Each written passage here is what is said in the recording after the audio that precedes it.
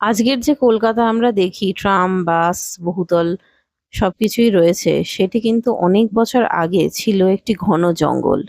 এক সাধক সেই ঘন জঙ্গলের মধ্যে দেখতে পায় এক অলৌকিক আলো।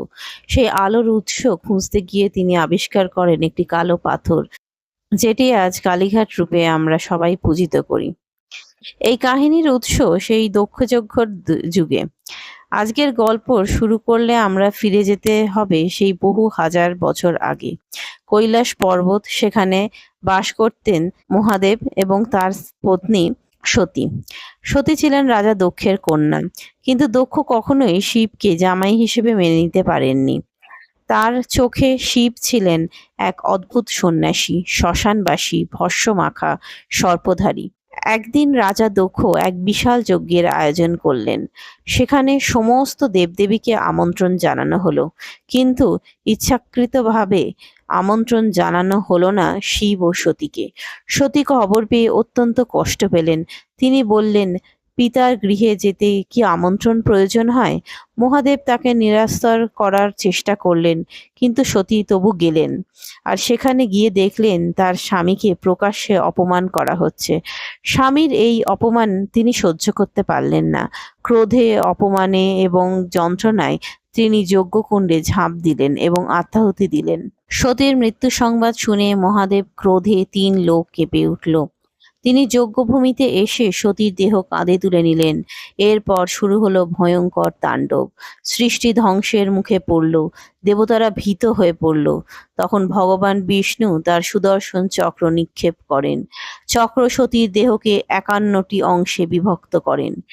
এই অংশগুলি ভারতের উপমহাদেশের বিভিন্ন স্থানে পতিত হয় এবং সেই স্থানগুলি পরবর্তীকালে পরিচিত হয় ৫১ সতীপীঠ নামে। কালীঘাটে পতিত হয়েছিল সতীর ডান পায়ের ৪টি আঙুল, আর সেই কারণেই কালীঘাট ভারতের অন্যতম প্রধান সতীপীঠ। এবার চলে আসি কলকাতা। কয়েকশো বছর আগেকার ঘটনা। সেই দৃশ্যটা সম্পূর্ণ ভিন্ন দৃশ্য ছিল। চারদিকে ঘন অরণ্য, জলাভূমি, হিংস্র পশুর আনাগোনা। রাত হলে গভীর অন্ধকার। মানুষ বিশ্বাস করত এই অঞ্চলে দেবীর এক রহস্যময় উপস্থিতি রয়েছে। অনেকেই দূর থেকে অদ্ভুত আলো দেখতে পেতেন, কেউ কেউ শুনতে পেতেন ঘন্টার শব্দ, আবার কেউ বলতেন তারা নাকি কালো রূপসী এক নারীর ছায়া দেখতে পেয়েছেন, যিনি জঙ্গলের গভীরে মিলিয়ে যান। সেই সময় এক বিখ্যাত সাধক ছিলেন আত্মারাম ব্রহ্মচারী। একদিন তিনি ধ্যানমগ্ন অবস্থায় এক অদ্ভুত নির্দেশ পান। মা কালী যেন তাকে বললেন, আমি এখানে আছি, আমাকে খুঁজে বের করো। সাধক জঙ্গলের গভীরে প্রবেশ করলেন। অনেক খোঁজাখুঁজির পর তিনি দেখতে পেলেন এক অলৌকিক জ্যোতি। সেই আলোর উৎস ছিল একটি পবিত্র শিলাখণ্ড। সেই স্থানেই দেবীর উপস্থিতি অনুভব করেন তিনি। ধীরে ধীরে সেখানে শুরু হয় পুজো। এভাবেই কালীঘাটের ইতিহাসে নতুন অধ্যায়ের সূচনা হয়। ১৮ ও ১৯ শতকে কলকাতা ধীরে ধীরে গুরুত্বপূর্ণ শহরে পরিণত হতে থাকে। এই সময় সাবর্ণ রায়চৌধুরী পরিবারের এক জমিদার কালীঘাট মন্দির নির্মাণে গুরুত্বপূর্ণ ভূমিকা নেন। বর্তমান মন্দিরের প্রধান কাঠামো নির্মিত হয় ১৮০৯ সালের কাছাকাছি সময়।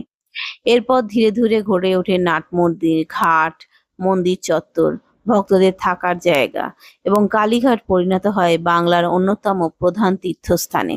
১৭৯৮ সালে সন্তোষ রায়চৌধুরী সাবর্ণ জমিদার এই মন্দিরটির নির্মাণ শুরু করেন এবং ১১ বছর লাগে এই নির্মাণটি শেষ হতে। আত্মারামগিরি ও ব্রহ্মানন্দগিরির খুঁজে পাওয়া সেই অলৌকিক কালী রূপ আজকে পুরো ভারতবর্ষে সুপ্রসিদ্ধ এবং পূজিত হন মা কালী আমাদের এখানে কালীঘাটে। কালীঘাটের এই মন্দির ২০২৪ সালে আবার নতুন করে নির্মিত হন। কালীঘাটের মন্দির শুধু একটি মন্দির নয়, এই মন্দির ঘিরে রয়েছে অনেক অলৌকিক ঘটনা। অনেক স্বাধীনতা সংগ্রামী তখন এখানে এসে পুজো দিয়েছেন। আজ এই মন্দির আমাদের আবেগ, আমাদের ঐতিহ্য এবং আমাদের বিশ্বাস। প্রতিদিন এখানে দেশ বিদেশের হাজার হাজার মানুষ আসেন, পূজিত হন, কেউ মানত করেন, আবার কেউ ইতিহাস জানতে আসেন। এই ছিল কালীঘাট মন্দিরের ইতিহাস। আজকের মতো এই অবধি। আপনারা সবাই খুব ভালো থাকবেন। আর হ্যাঁ, আমি আবার আসবো আরো নতুন নতুন গল্প নিয়ে।